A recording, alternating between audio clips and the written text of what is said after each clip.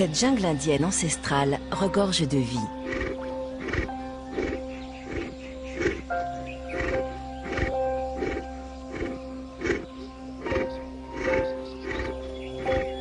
De terribles prédateurs y vivent.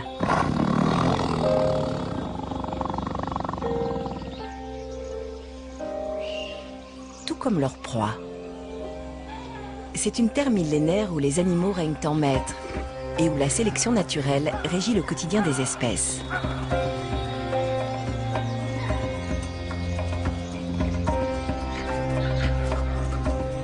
En Inde, les étés sont longs et chauds. Ici, les animaux doivent lutter pour survivre.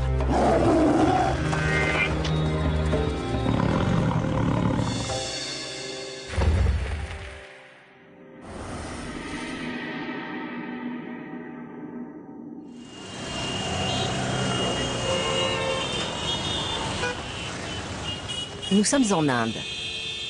La densité de population est presque 3 fois plus élevée qu'en France. Elle atteint en moyenne 400 habitants par kilomètre carré.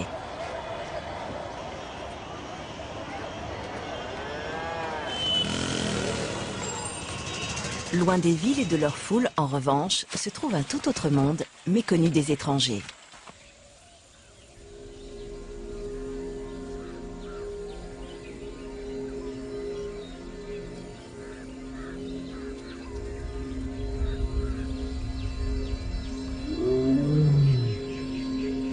Nous entrons dans un univers dominé par les animaux, où l'homme doit se faire discret.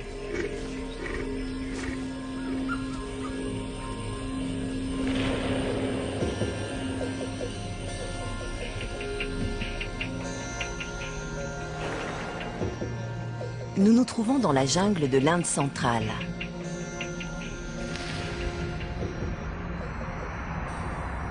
Ces zones de jungle sont vieilles de plusieurs millions d'années.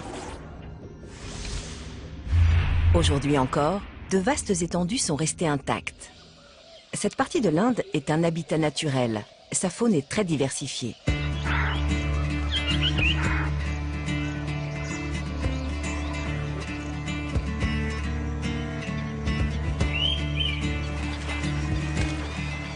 Ici, les ours cohabitent avec les sangliers. Les singes partagent leur territoire avec les mangoustes. La vie est partout, du sol aux cimes des arbres. De la plus petite espèce à la plus imposante, la jungle indienne est largement peuplée.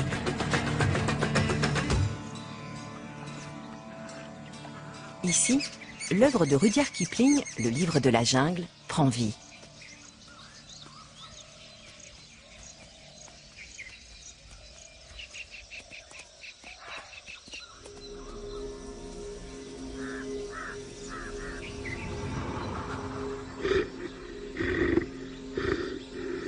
Nous entrons dans le territoire du tueur le plus majestueux de la planète, le tigre du Bengale.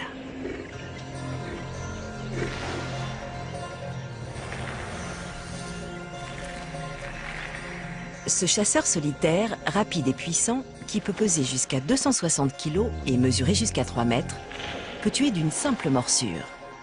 De tous les félins, c'est lui qui possède les plus grandes canines. Elles peuvent mesurer jusqu'à 7,6 cm.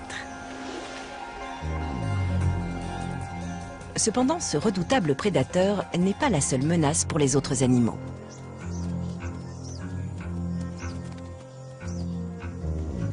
La saison sèche vient de débuter.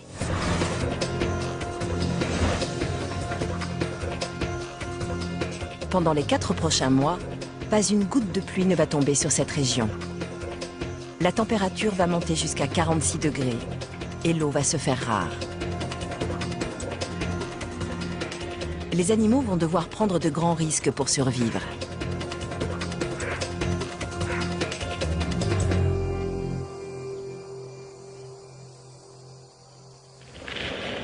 Février. Pendant 3 mois, l'Inde bénéficie d'un temps sec, ensoleillé et relativement frais. En journée, la température ne dépasse pas 33 degrés.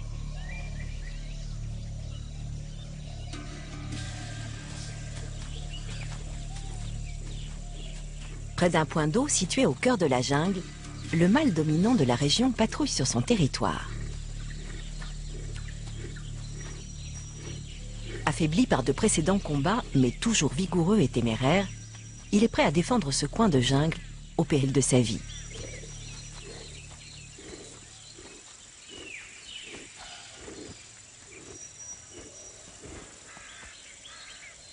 Les points d'eau sont les terrains de chasse préférés des tigres. Celui-ci, en particulier, attire beaucoup de proies. C'est le plus grand point d'eau du secteur. De nombreux animaux viennent s'y abreuver, notamment parce que c'est le seul qui ne s'assèchera pas complètement au cours des mois à venir.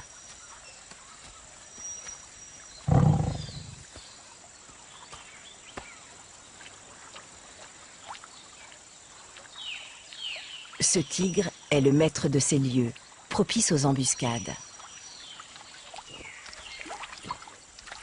Il y boit autant qu'il le souhaite, dès qu'il le souhaite. C'est un privilège dont peu d'animaux de la jungle peuvent jouir.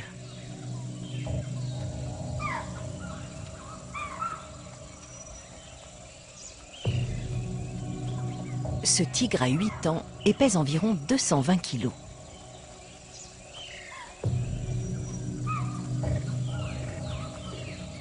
Les tigres mâles dominent rarement un territoire pendant plus de 3 ans. Celui-ci entame la 2e année de son règne.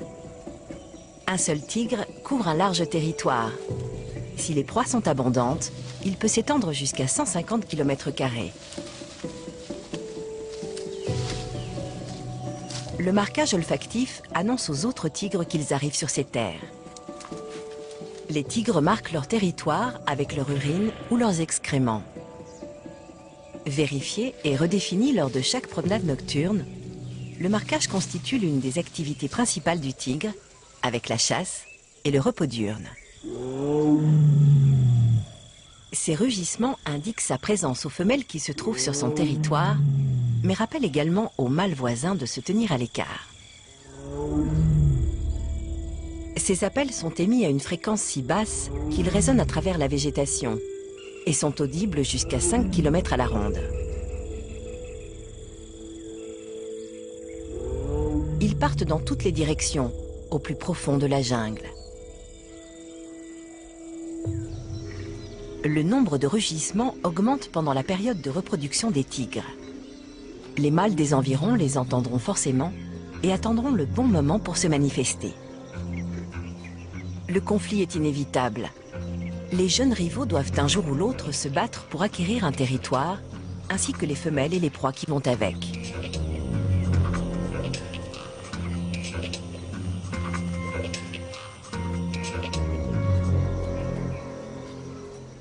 Ce coin de jungle foisonne de proies. Il risque fort d'appâter d'autres tigres.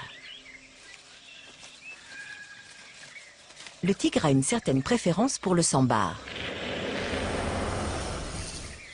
Il s'agit de la plus grande espèce de cerf en Inde. Grâce à son 1,50 m et à ses 270 kg, un seul spécimen adulte peut nourrir une famille de tigres pendant toute une semaine. Dans la jungle, la visibilité est réduite à quelques mètres. Les sambars doivent donc s'appuyer sur leurs autres sens pour prédire les attaques. Leur odorat est très affûté et leur permet de repérer un prédateur à plus d'1 kilomètre. De plus, leurs oreilles pivotent à 180 degrés. Ils peuvent ainsi percevoir le moindre bruit. Grâce au coussinet de ses pattes, le tigre avance presque sans bruit dans la jungle. Sa démarche feutrée est si souple qu'il semble à peine effleurer le sol. Lorsqu'il a repéré une proie, le tigre se met à l'affût, presque immobile. S'il avance, c'est pas à pas, mais il attend généralement que sa victime se rapproche à une dizaine de mètres de lui.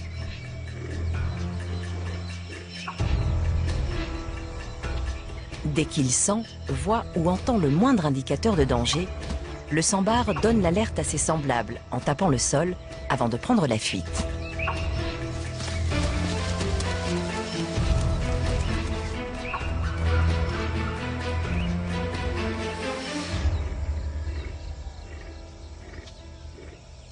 L'embuscade est la seule technique de chasse que connaisse ce prédateur. Même s'il est rapide, les sambars peuvent facilement le distancer.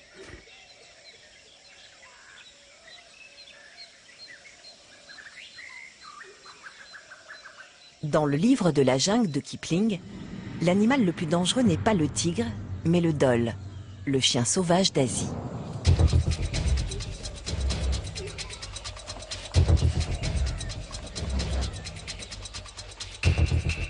Le dhole vit en meute.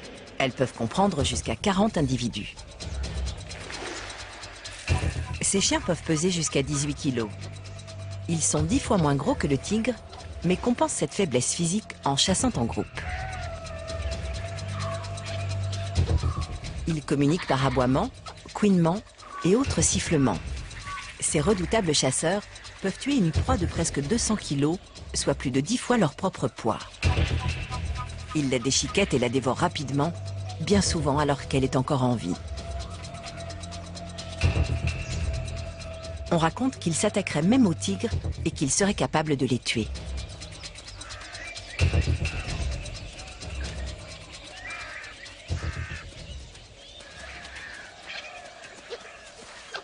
Leurs fréquentes interactions définissent la hiérarchie au sein de la meute.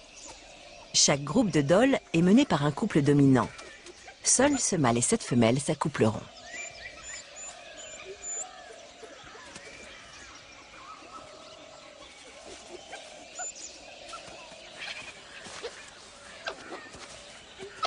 Un peu à l'écart de la meute, un autre couple s'est formé. C'est l'unique façon qu'ont les dholes non dominants de se reproduire et d'élever des petits.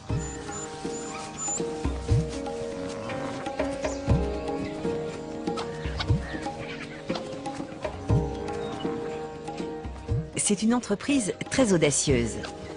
Ils risquent de perdre les avantages de la chasse en meute. Réussir à capturer des proies sans le groupe sera plus difficile.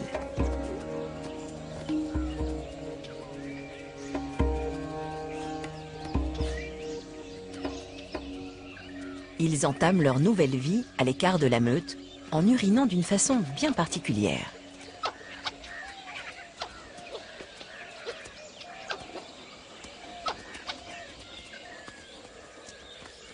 Les nombreux sentiers de forêt leur permettent de se déplacer rapidement et au calme, ce qui leur donne l'avantage sur leur proie potentielle.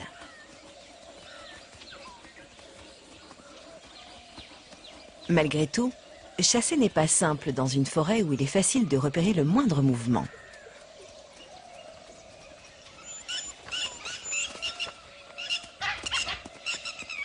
Un couple de vanneaux, dont le nid se trouve à même le sol, vient de donner l'alerte pour signaler la présence des chiens.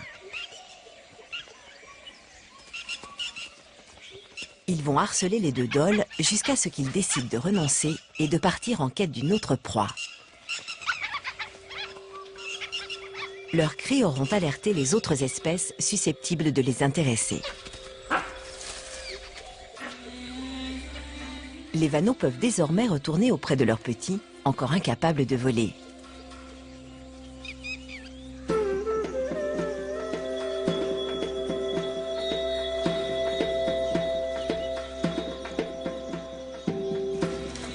Un autre habitant de la jungle indienne est l'antelle. Ce singe se nourrit des fruits du mawa. Selon la mythologie indienne, les antelles seraient les descendants du dieu singe Hanuman. Les bouddhistes et les hindous les vénèrent et leur ouvrent même leur temple. Les Seraxis profitent largement des habitudes alimentaires peu ordonnées des antelles, mais aussi de leur vigilance.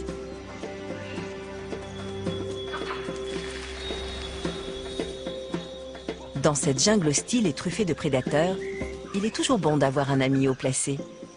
Si jamais un antelle repérait un quelconque danger, les cerfs en seraient immédiatement alertés. Le jeune couple de dholes approche justement.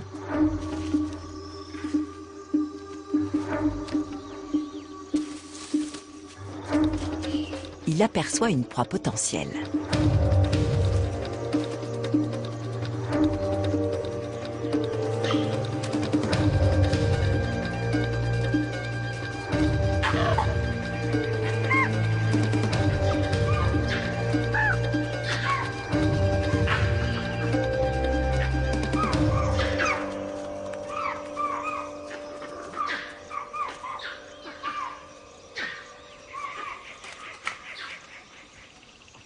Avec cette multitude de regards vigilants, d'ouïes fines et d'odorat aiguisés, leur approche se solde par un échec.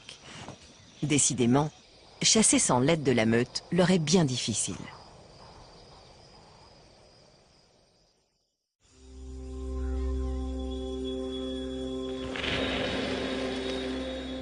Mars.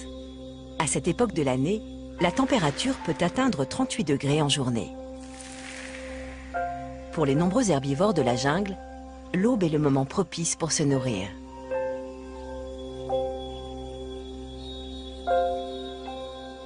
Les céraxis préfèrent brouter sur les grands espaces verts dégagés. Sur ces plaines, les embuscades sont moins à craindre.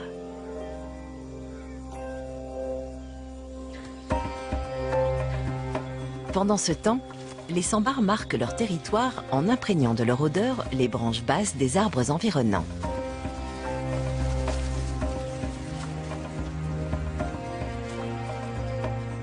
Le minjac, aussi appelé cerf aboyeur, est la plus vieille espèce de cerf au monde.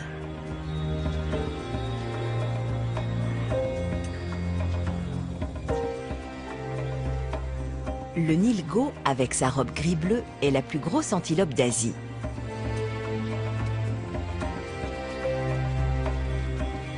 Tous se retrouvent au lever du soleil pour se nourrir à l'abri des prédateurs.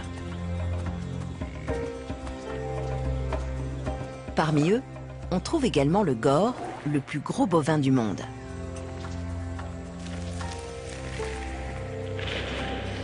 Il peut mesurer jusqu'à 2,20 m et peser plus d'1 tonne. Cette montagne de muscles peut se vanter d'avoir très peu de prédateurs.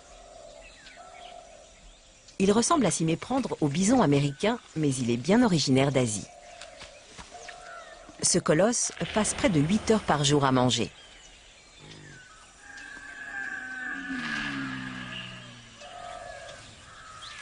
Les gors sont l'objet de nombreuses légendes. On raconte qu'ils auraient déjà piétiné à mort des villageois et même tué des tigres.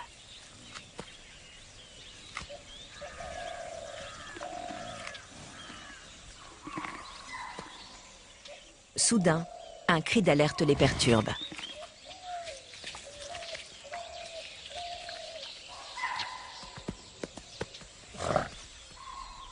Un tigre du Bengale approche. Son arrivée vient interrompre le repas des herbivores. Un jeune céraxie refuse cependant de partir. Il se sait plus rapide que le tigre et ne se sent pas menacé. À pleine vitesse, un tigre ne peut courir qu'à 55 km/h. Un cerf, lui, peut atteindre les 65 km/h. À moins que le tigre n'arrive à ramper discrètement sur 15 mètres, charger le cerf serait un effort vain. Le cerf arriverait à s'enfuir et le tigre essuierait un échec au prix d'une grosse dépense d'énergie. Il préfère renoncer.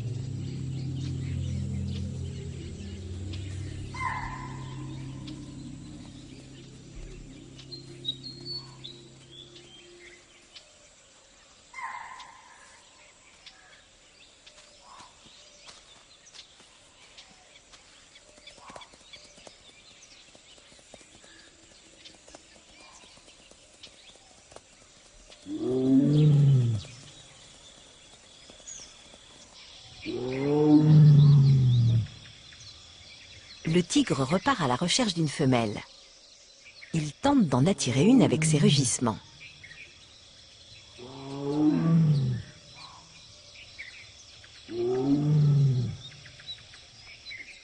Une jeune tigresse est justement allongée au milieu des bambous.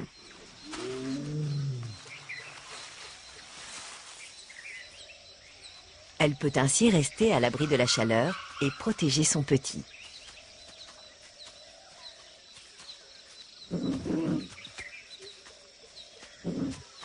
Chez les tigres, un petit sur 3 ne survit pas à sa première année. L'infanticide est la première cause de mortalité. Les tigres mâles ont pour habitude de tuer les petits qui ne sont pas les leurs. De cette façon, la femelle redevient disponible et accepte de s'accoupler à nouveau. Pour l'instant, cette tigresse et son petit restent à l'abri des regards, cachés par la végétation.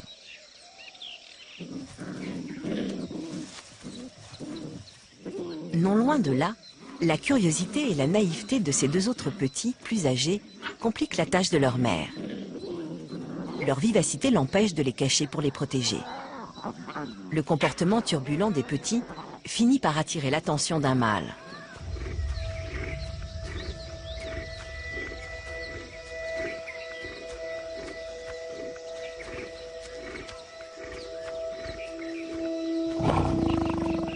Un tigre mâle peut avoir des petits de plusieurs femelles.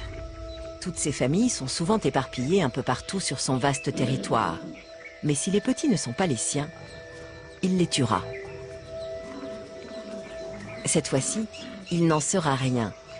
Les tigreaux vont même saluer leur père.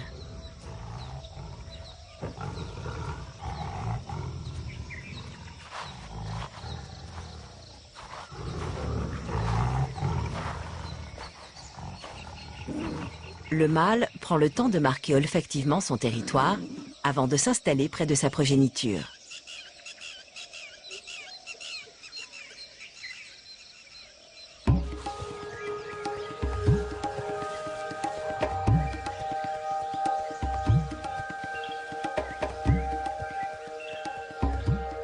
La forêt est tapissée de feuilles mortes. La nature fait son travail. Elles seront bientôt décomposées par les insectes.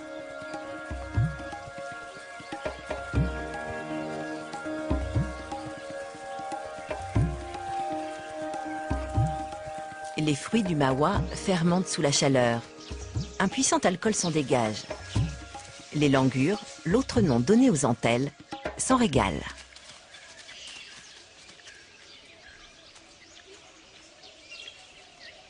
Très vite, les effets de l'alcool se font ressentir. Ils deviennent très chahuteurs.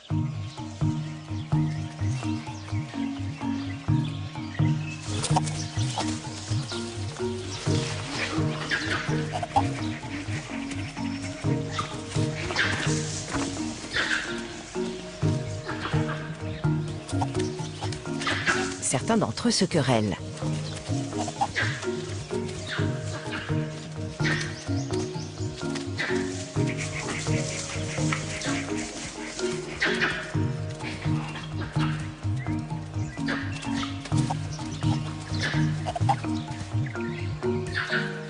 Enfin, ils finissent par s'endormir.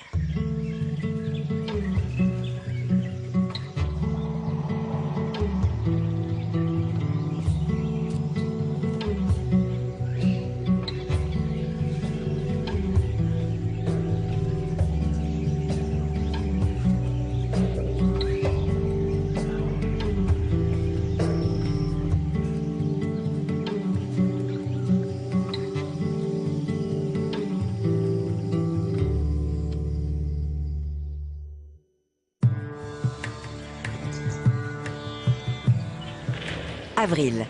La saison sèche s'est résolument installée dans cette jungle indienne. À cette époque de l'année, la température peut aller jusqu'à 43 degrés. Alors que le mercure continue à grimper, le niveau de l'eau dans cette région n'en finit pas de baisser. Le pouvoir du mâle dominant, maître du point d'eau, prend tout son sens.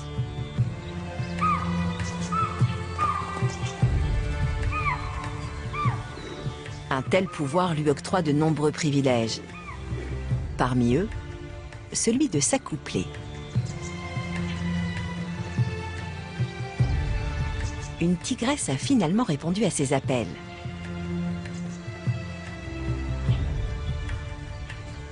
Elle fait connaître ses intentions au mâle.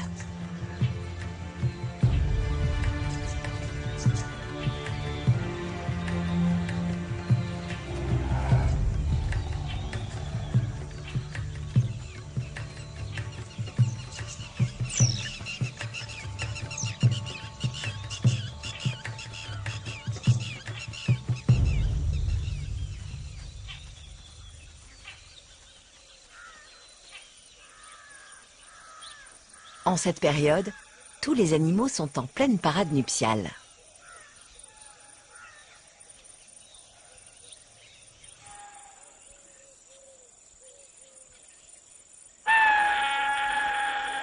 Poussés par leurs hormones et débordant de testostérone, les cerfs mâles se battent pour les femelles.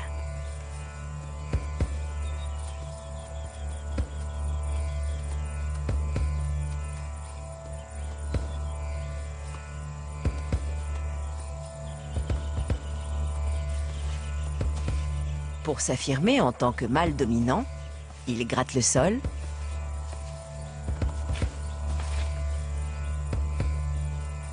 et déracinent l'herbe à l'aide de leur bois.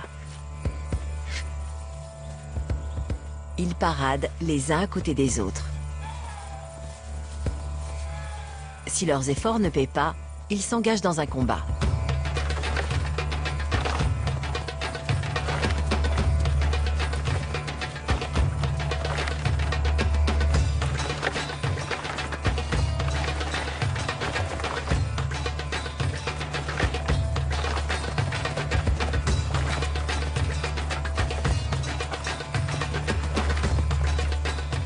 Les rivalités ont lieu entre cerfs de même taille. Les deux adversaires se projettent de toute leur force l'un contre l'autre et entrechoquent bruyamment leur bois.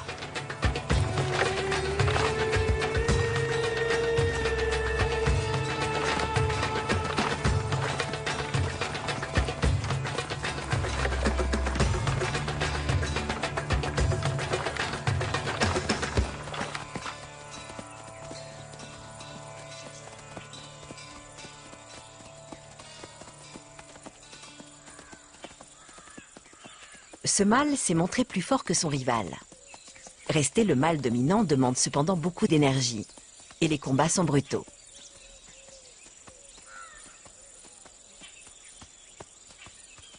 Le perdant s'éloigne pour lécher ses plaies.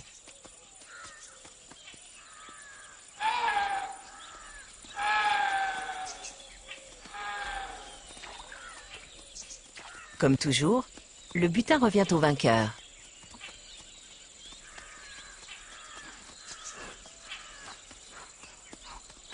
Son règne ne durera pas plus d'une saison, il est encore plus court que celui du tigre. Il traverse la harde, reniflant l'air à la recherche de femelles réceptives.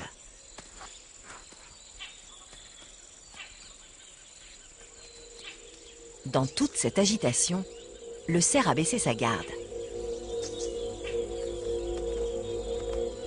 Une occasion en or se présente enfin pour le couple de jeunes dholes.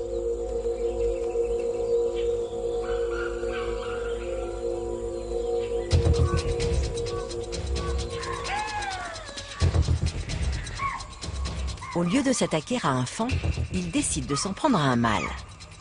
Il lui sera plus difficile de prendre la fuite à travers la jungle dense à cause de ses bois imposants. L'assaut est donné. La course-poursuite commence.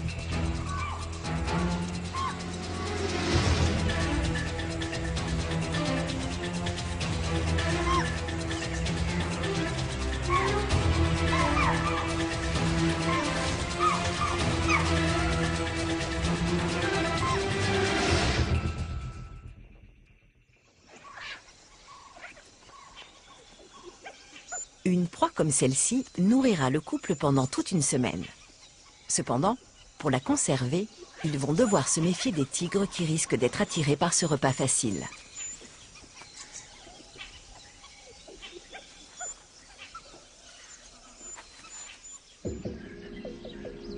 Partout dans la forêt, des combats ont lieu. De nombreux animaux perdent la vie, même les plus petits. Une armée de fourmis rouges envahit une colonie voisine. La fourmi palpe de ses antennes toute autre fourmi qu'elle rencontre. Si celle-ci ne porte pas l'odeur de la colonie, les deux insectes tentent alors de se paralyser réciproquement par un jet d'acide formique ou par morsure pour répandre cet acide sur les plaies. Les hostilités ont lieu en pleine journée et peuvent durer plusieurs jours.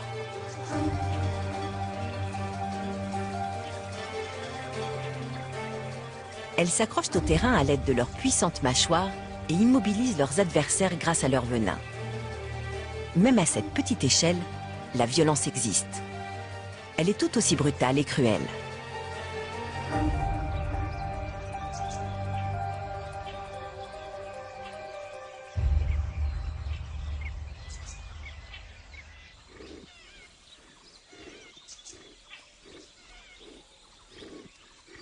Le tigre dominant qui contrôle le point d'eau est toujours avec sa femelle.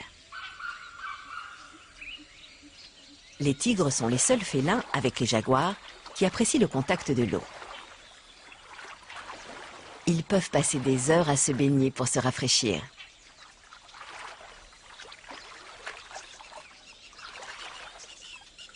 Ce couple a accès aux meilleurs endroits pour se baigner et il en profite d'ailleurs effrontément.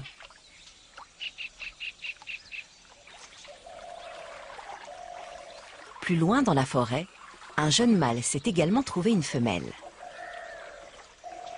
Ce couple doit rester caché et se contenter d'un point d'eau plus petit.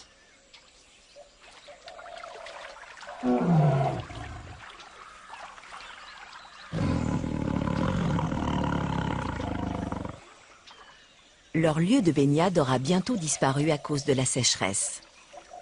Ils devront en trouver un autre. Mais pour l'instant, ils peuvent s'accoupler sans crainte, tapis au cœur de la jungle.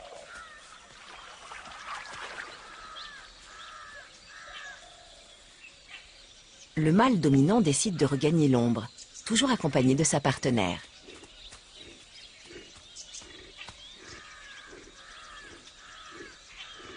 Les tigres se font la cour pendant plusieurs jours d'affilée. Pendant cette période, ils s'accouplent jusqu'à 50 fois par jour. Un son bien particulier les accueille alors qu'ils arrivent à l'ombre des arbres.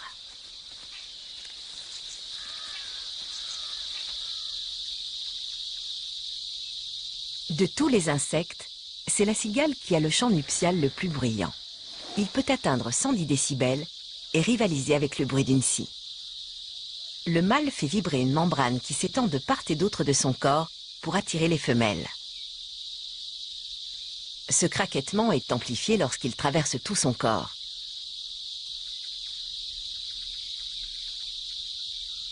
Chaque arbre peut accueillir une centaine de cigales.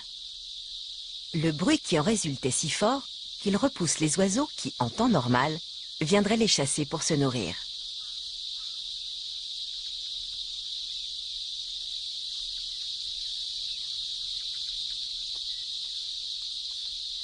Les femelles trouvent le mâle qui leur est le plus approprié en repérant son chant parmi ce vacarme monotone.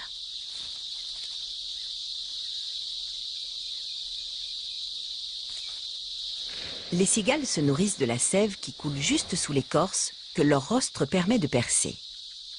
Elles extraient le sucre contenu dans la sève et rejettent le surplus de liquide. Une véritable pluie de liquide végétal s'abat alors sur la forêt.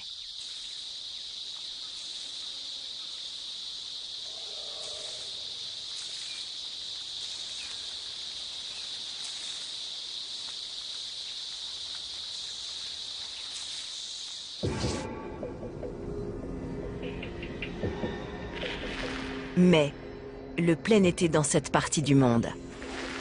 La température grimpe jusqu'à 45 degrés.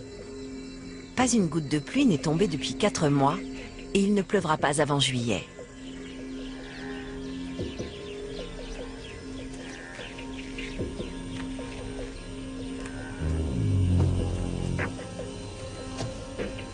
Les fleurs fanent, les feuilles tombent de leurs arbres.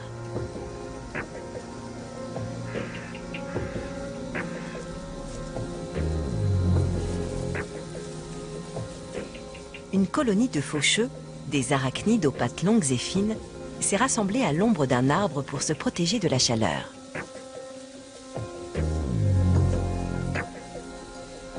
Ils sont près de 10 000 à se réfugier ici.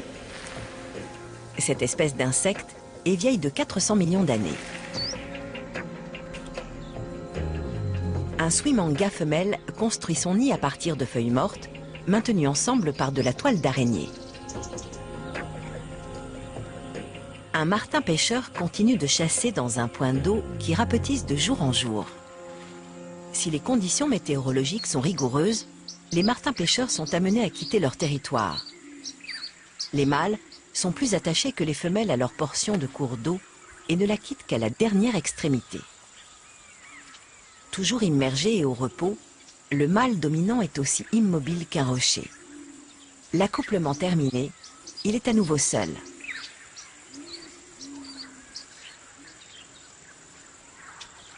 L'intense chaleur modifie les techniques de chasse des tigres.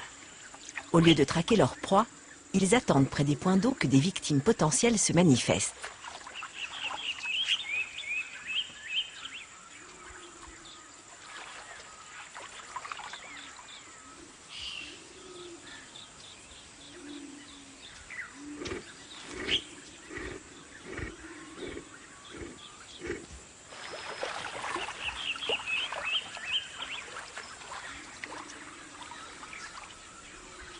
L'eau se fait de plus en plus rare à cette époque de l'année.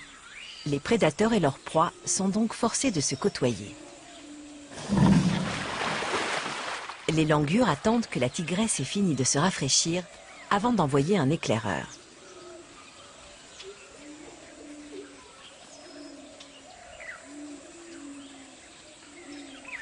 Il s'assure que la voie est libre et que les prédateurs sont partis avant d'approcher.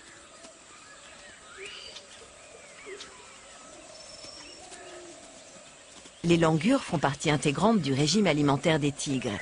Ils prennent donc un risque considérable en utilisant ce point d'eau.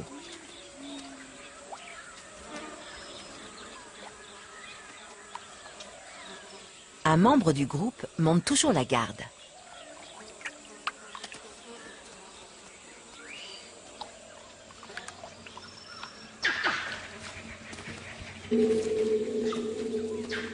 La tigresse revient avec son petit.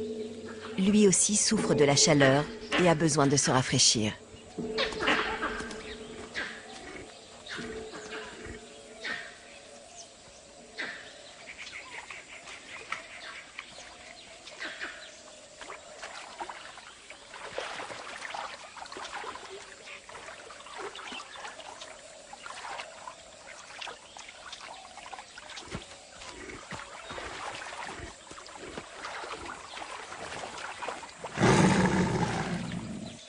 Très vite, 3 autres les rejoignent.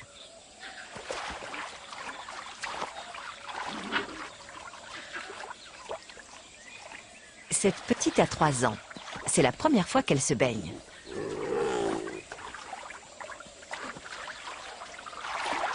En moyenne, une tigresse élève une douzaine de petits au cours de sa vie. Chacun d'eux restera avec elle jusqu'à l'âge de 2 ans.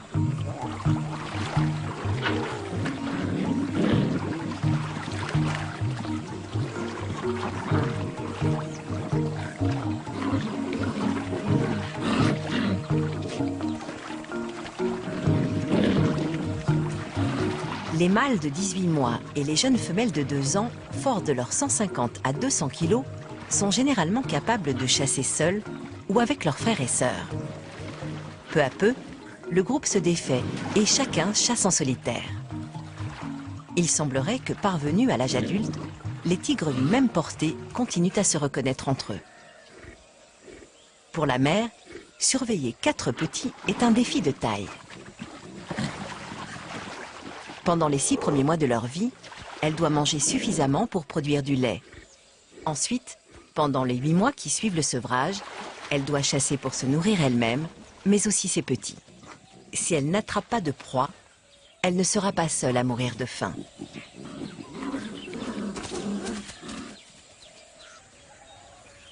Les tigres manquent rarement une occasion de partir à la chasse. Bien camouflée dans les hautes herbes, la tigresse avance d'un pas feutré. Sa robe se fond parfaitement dans le décor. Malheureusement, la harde de Céraxie est trop éloignée pour tenter une attaque. Soudain, un mouvement à la lisière de la forêt attire son attention. Intriguée, elle s'approche avec précaution.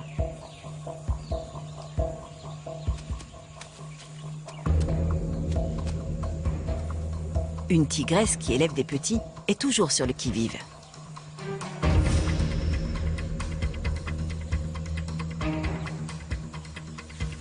Ce jeune faon ferait un encas idéal pour sa tribu.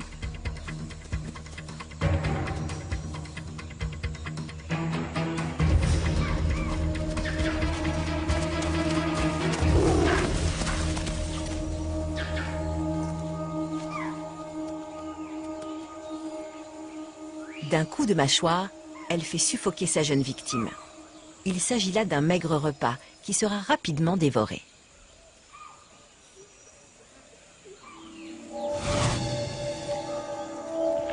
Juin. La fin de l'été approche. Le manque de pluie se fait plus que jamais ressentir. Désormais, les températures atteignent 39 degrés en journée. La saison sèche est de plus en plus difficile à supporter. Presque tous les points d'eau ont disparu. Il ne reste que les plus conséquents.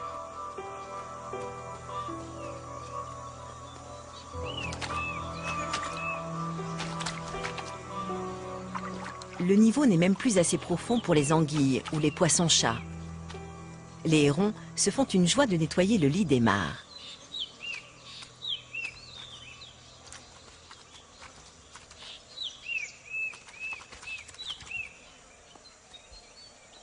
Les rares endroits où il est encore possible de venir s'hydrater sont assaillis par les espèces les plus vulnérables.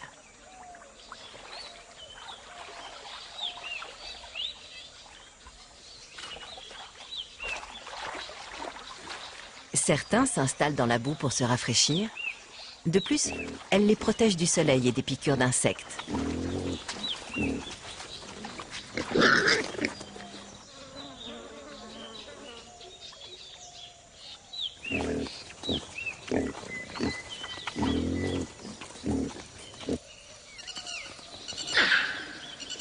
Les vanneaux doivent rester vigilants.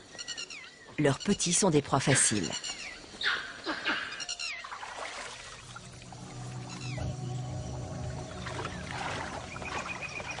La meute de dholes est une menace. Sa présence se fait ressentir.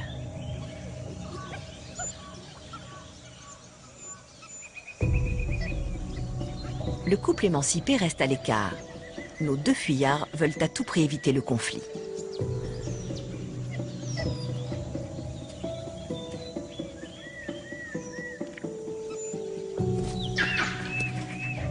Le manque d'eau crée une atmosphère tendue. Les animaux sont irritables et désespérés.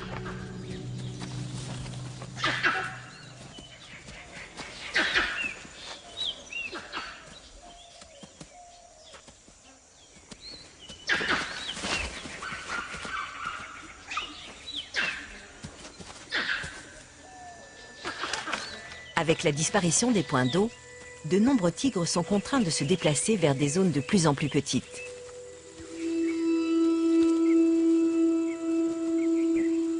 Les territoires finissent par se chevaucher.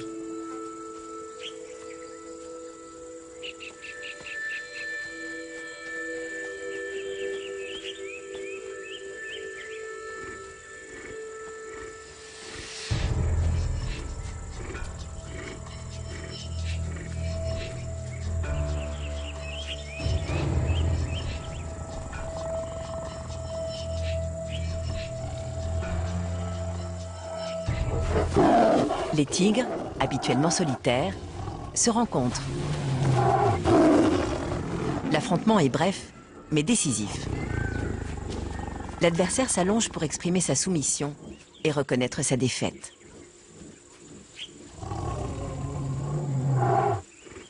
Le vainqueur s'éloigne pour reprendre possession de son territoire.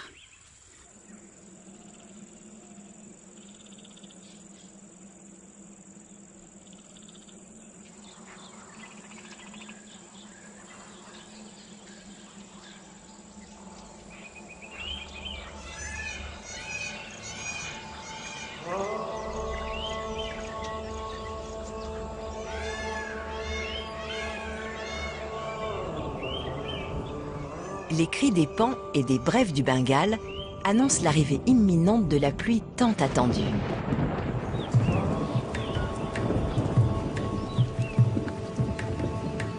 Depuis des mois, pas une goutte n'est tombée sur la jungle.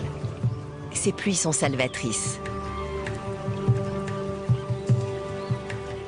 Il ne s'agit encore que de faibles averses, mais d'ici quelques jours, la végétation se régénérera.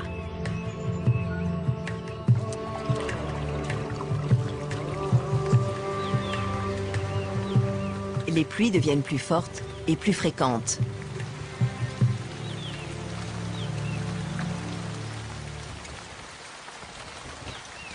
La jungle se métamorphose.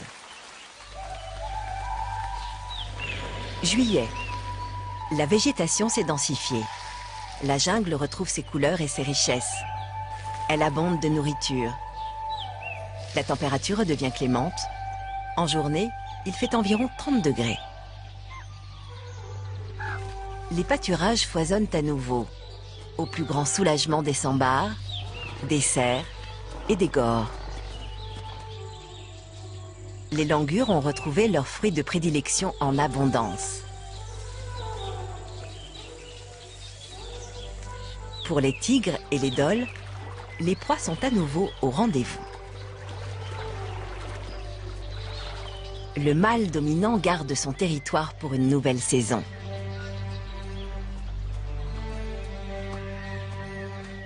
Sa partenaire est pleine, elle donnera naissance à une portée dans 1 mois. Le couple de dholes a non seulement survécu à son premier été loin de la meute, mais a également donné naissance à 3 chiots. Leur clan grandit. L'année prochaine, ils auront moins de mal à chasser.